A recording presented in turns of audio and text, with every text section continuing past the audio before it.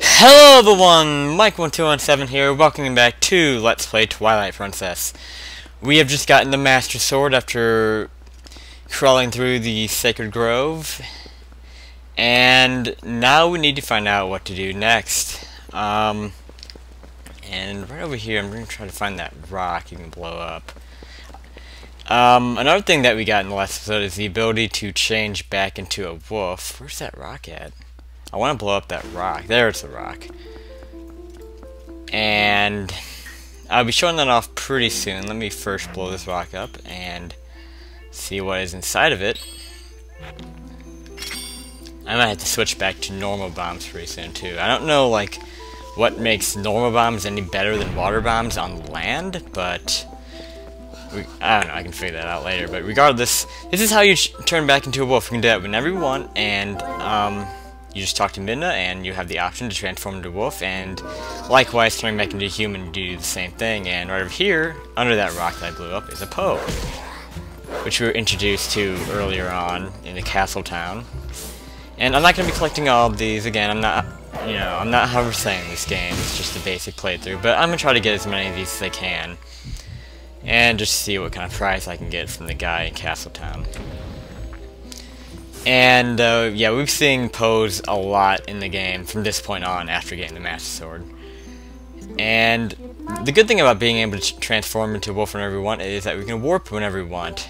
Again, you can only warp as Wolf Link, you can't do it as Human Link. So that is a huge pickup now that we have the ability to do that. And where we want to go is Castletown, and that's how we'll be advancing the plot. So let's find out what is over here. How's everyone doing today? Hey, it's actually Halloween. Well, I'm recording on Halloween, but I actually didn't do much for Halloween just because I worked all weekend mostly, and Halloween falls on a Monday. So unfortunately, I didn't get to do much. I didn't dress up. Like originally, we were planning on dressing up as Mario characters, and I'd be Toad, but we just, we didn't pull through with that, which is fine. I didn't really want to spend a bunch of money on a Halloween costume. Those are really pricey these days. And actually, appropriately, as I'm playing a Zelda game, I actually saw someone with a really awesome looking Link costume. It was pretty much based off of the Twilight Princess Link, and like the Ocarina of Time Link with the Hylian shield, and it was really good. Like he had the tights, he had the boots, he had the gauntlets with the Triforce on it. It was really well done. And he had blonde hair, and it was parted down the middle the way Ocarina of Time Link has it. Definitely was a highlight on. He was on campus today too. Like just seeing Link walking around on a college campus is pretty cool. My Latin teacher was dressed up as SpongeBob, and it was, needless to say, hard to take him seriously. Hard to take that class seriously today. But anyway, enough about Halloween, and where we need to be is Tama's Bar. That's typically what I notice, is that whenever you don't know what to do, or whenever there's like a new part of the game to activate, the best place to go is Tama's Bar, and you'll usually find out what to do. Another place you can go is that fortune teller here in town. I showed you it before, and she'll give you a clue what to do next.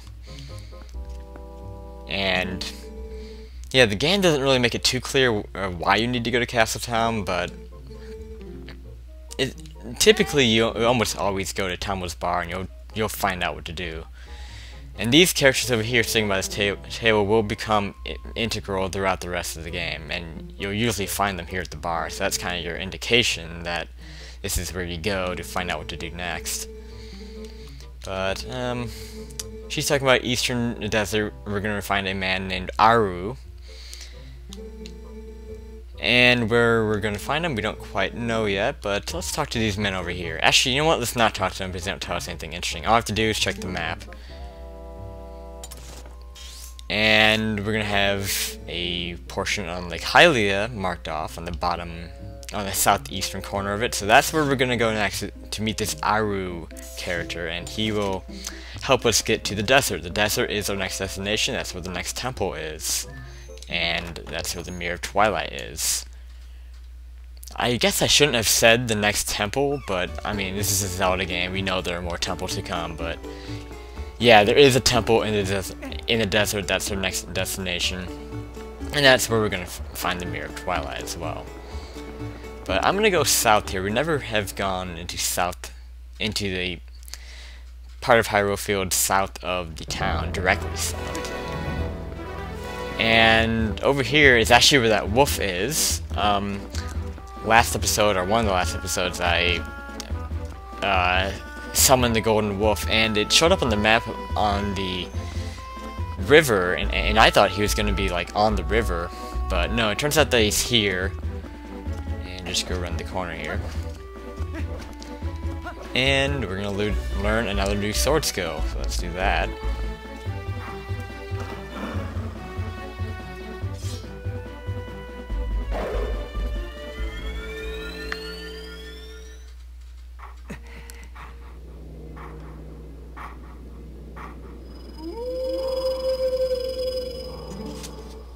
We meet again. This next is the greatest of the hidden skills I have taught you to this point. And it will show the limits of your endurance. You wish to master it? Yes. And then, of course, like always, we're going to have to show our previous move, the backslice, which we haven't used at all since we've learned it. So it hasn't been that useful move. Eventually it will be. You have to jump and do that. I actually kind of forgot how to do it. There we go. It isn't that useful of a move early in the game, but later on we'll find more enemies that we'll somewhat find some use against. So now we're going to learn the Helm Splitter. And this is another move returning from Wind Waker, just like the backslice. Because in Wind Waker, when you were locked onto the enemy and you're moving left or right, the A button would like light up and you hit it and you do the backslice. And if you were moving towards an enemy and the A button lit up, you would do the Helm Splitter. And that returns in this game. Now, in this game, what you have to do is you stun an enemy with your shield, and then you hit A and you'll do the Helm Splitter. Very easy, and then that leaves them vulnerable to attack from behind. So, very good against enemies who are protected more around their bodies, but not as well protected on their heads. So it's very much, it's kind of serves a similar purpose to the backslice. The backslice is good against enemies who are protected more on their upper body and not as well protected on their lower body. The Helm Splitter is kind of the opposite. So with that, there are 3 more hidden skills to learn. And let's get out of here, and I'll show you a little bit more around this small part of Hyrule Field. And actually, another good thing about transforming into a wolf is you can move faster. That's something I do quite a bit. It's when I'm trying to move quicker, because Epona can't get over to this little area because it's completely blocked off. There is a rock blockage over here that's blocked off. You cannot use bombs on this. What you have to do... Actually, hold on. I need to transform into a human to talk to this Goron. Another thing you have to keep in mind is when you're transforming between human and wolf, you have to be kind of out of the way of other people. Otherwise, Minna would say, no, you don't want anyone seeing you doing this. So, yeah. Kind of a little bit of an annoyance, but it makes sense, I guess. So, you can talk to this Goron, and he'll basically tell you, I'm just going to kind of skim through the text, that we need hot spring water, and he'll be able to break through. This is kind of similar to Minish Cap. Well, we're not bringing back spring water, but just kind of similar to where we had those rocks that we couldn't break through in Minish Cap, and you had to get Gorons to break through it. Here we need to bring hot spring water to him, and he'll be able to break through that. I'll do that another time, but if you recall, back in Kakuriru Village, you can get hot spring water from up there. But I don't quite remember how to get it back here quickly, so I'll just worry about that another time. This hole here, you can drop down and go straight down to Lake Hylia, which is probably something I should do. It would be the more convenient way to do that, but there's something else that I want to do. A more fun way to get down to Lake Hylia, and something that I kind of need to do as far as items go. And before I go though, something else I want to know is if you jump down, there's like a ledge down there if you land on. There's a chest down there that has a heart piece in it, so in case you're looking for heart pieces, that's where you can find one. And there's also like targets where you can claw shot to on here. But anyway, I'm actually going to warp to Zora's domain. Actually, you don't have to like turn straight into a wolf to warp. You can just click warp as a human, and Midna will automatically turn you into a wolf to warp. I'm gonna go up to Zora's domain and try to get to the upper Zora River. Remember that woman with the afro that we have met up there? That is where I'm gonna go. I'm actually gonna cut straight to there, and I'll show you why once we get there, so I'll see you in a bit. Okay, transforming back into a human. We are in the upper Zora River. And this building here is actually, she's right over here. You can just talk to her. And hopefully she will let us do this. Oh, we're closed. Oh, well, that completely ruined... Are you kidding me? Okay, well, that completely ruined my plan. There's a minigame you can do here, and I don't know if it's a certain time of day or what. Okay, well, hold on. Let me read this sign here. Free 20 rupees. What? You should be able to do this right now. And now all of a sudden we have these showing up. Let's transform. Hopefully we can. No, we can't because we're right in front of this dude. Or this chick, I should say. There's a minigame we can do there that allows us to get down to the lake, and it's a way you can get a bomb upgrade, and that's what I want to get. I don't need it, but I would like to have it.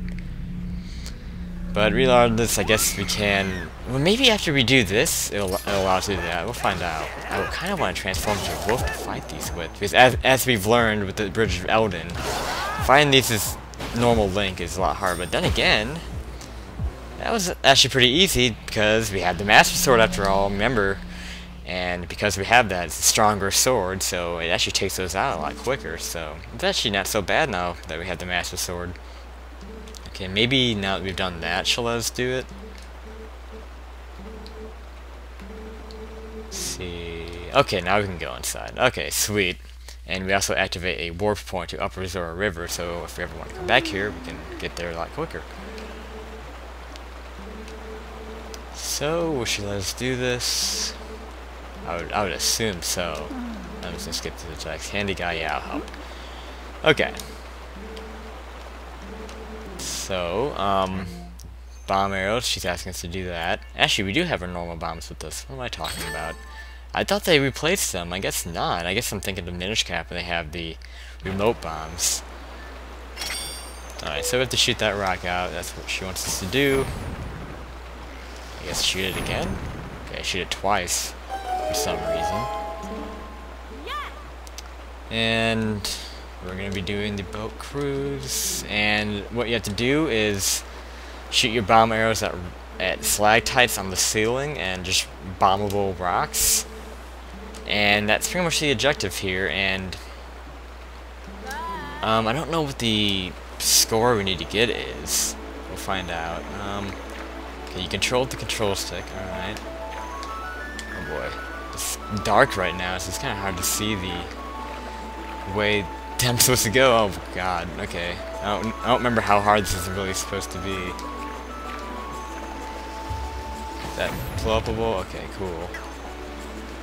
Yeah, I remember this actually being kind of hard, so I'm kind of worried. I don't know exactly what we were supposed to blow up. That was kind of a waste. It looks like we have unlimited shots too, which is really nice. Yeah, you definitely want to get rid of the obstructions in your way, but there's supposed to be something. You shoot the ceiling, man. This reminds me of going on a float trip. Oh man, I missed doing that. We didn't do that this summer. The last like 3 summers, well, excluding last summer, we've been going on float trips, you know, with my dad, my brother, and all of our friends. So much fun. We had...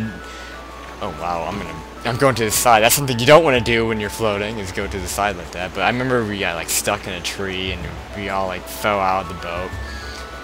And our cooler full of beer like went out, and that's the first thing. Whoa, what the hell was Zora doing here? Is this where we do all the shooting? I guess so. I don't really remember this that well. But anyway, like we got caught in a tree, our boat, or I should say canoe tipped over. And a cooler full of beer fell out, and that's the first thing that I went after, was that cooler full of beer. I was like, I had to save the beer. And everyone was so proud of me for doing that, that's for sure. Okay, so going through this path, man, I don't remember this at all. I just remember that we have a bunch of targets supposed to shoot at with our bomb arrows. Yeah, this isn't too hard to control, really. It's just hard to kind of compensate for the currents. Oh, I hope when you crash, you don't... Oh, man. I don't know if using the Wii... I think using the Wiimote actually kind of straightens you up. Like, the Wiimote kind of steers the boat. And the control stick you use to move kind of left and right with it, I guess. I'm not totally sure. Oh, crap. What is that? That's the rocket you can't blow up. I can't quite tell what's going on. Maybe you're not supposed to shoot at anything. Well, this is not helping crashing into all this. I don't know if, like, if you crash too much, you die? Or you lose? I don't think you can die on this. Is there anything to shoot at? I thought there was a bunch of stuff to shoot at. I know there are rocks to shoot at. What's the challenge here, exactly? What am I supposed to do? Just follow the Zora, I guess. She's dropping rupees. But I'm not too worried about those. Huh, this is kind of weird. I remember having to shoot a bunch of, like, rocks, and you get, like, a score for it. Maybe I'm thinking of something else? I don't know.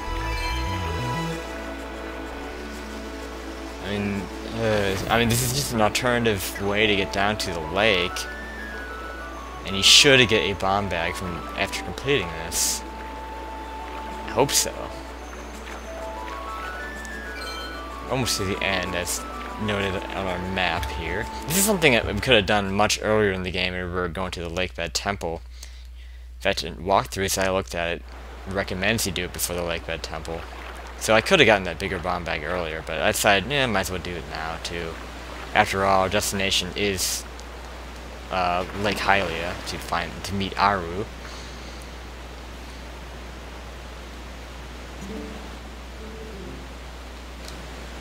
And what do we get? Do we get it? Please give us some kind of prize for that. Otherwise, what's the point of going down there if I can just warp?